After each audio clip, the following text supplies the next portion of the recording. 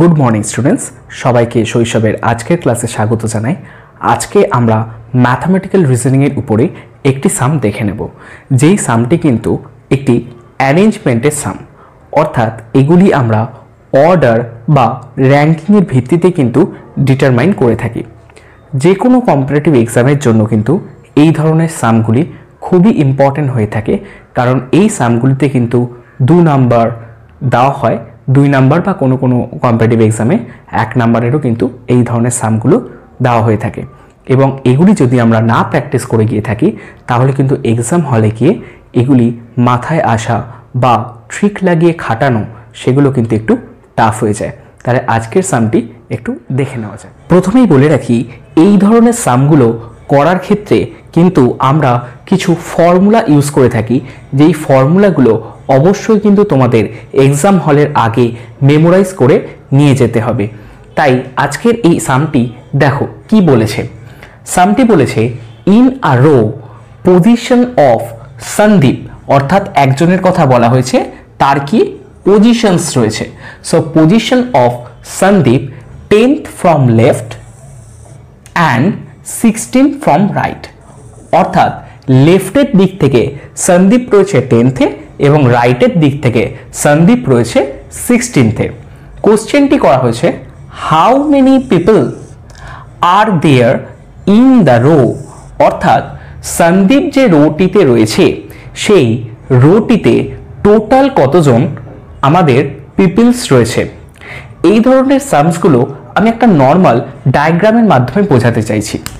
একটু দেখো, ধরো মাঝে রয়েছে সন্দীপ, অর্থাৎ সন্দীপের যারা লেফটের দিকে রয়েছে তারা হয়েছে ধরো টোটাল 10th, অর্থাৎ সন্দীপের আগে টোটাল 9 জন রয়েছে এবং সন্দীপ রয়েছে at the position of 10th।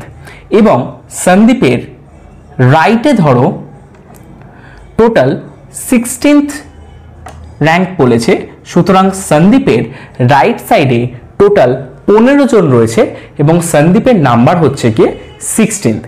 এই ধরনের সামস আমরা কিভাবে সলভ করতে পারি দেখো। প্রথমে লিখছি পজিশন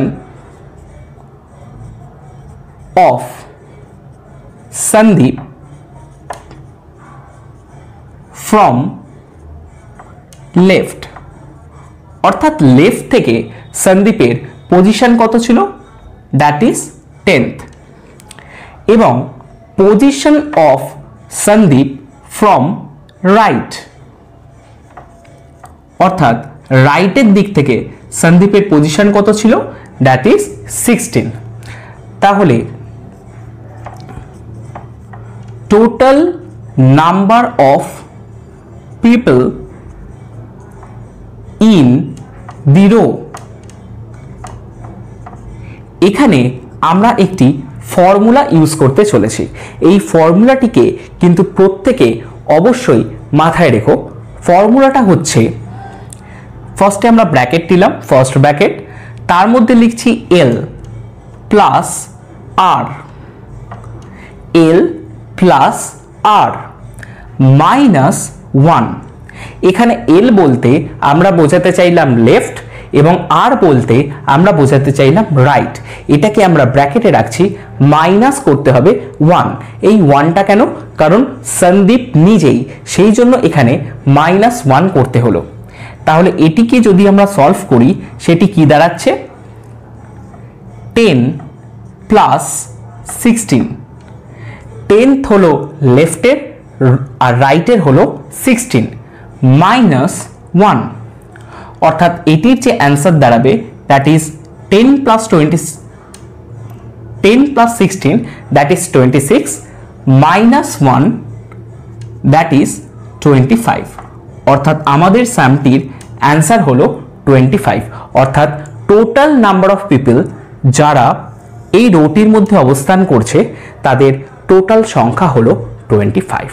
সো এই ধরনের সামগুলো কিন্তু খুব ইম্পর্টেন্ট হয় তোমাদের এক্সাম পারপাসে। কিন্তু তোমরা দেখতে পারলে যে এই ধরনের সামগুলো শুধুমাত্র একটি ফর্মুলা যদি আমাদের জানা থাকে তাহলে কিন্তু খুব ইজিলি আমরা এক্সাম হলে মাত্র 30 সেকেন্ড 20 সেকেন্ডের মধ্যেই কিন্তু আমরা বার করে নিতে পারি। তাহলে আজকের ক্লাসটি যদি তোমাদের ইনফরমেটিভ বলে মনে হয় তাহলে অবশ্যই আমাদের চ্যানেলটিকে সাবস্ক্রাইব করে নিও এবং অবশ্যই আমাদের পরবর্তী ভিডিওগুলোর দিকেও কিন্তু নজর রেখো, কারণ এগুলো তোমাদের ফিউচারে আশা করছি অনেক হেল্প করবে। তাহলে দেখা হচ্ছে আবার নেক্সট ক্লাসে, ততক্ষণের জন্য stay blessed and tata bye bye.